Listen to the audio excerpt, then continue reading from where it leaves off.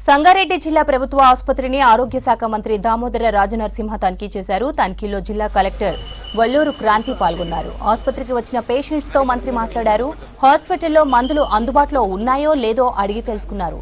ప్రజలందరికీ అన్ని వేళలా అందుబాటులో ఉండాలని వైద్యులు సిబ్బందిని ఆదేశించారు.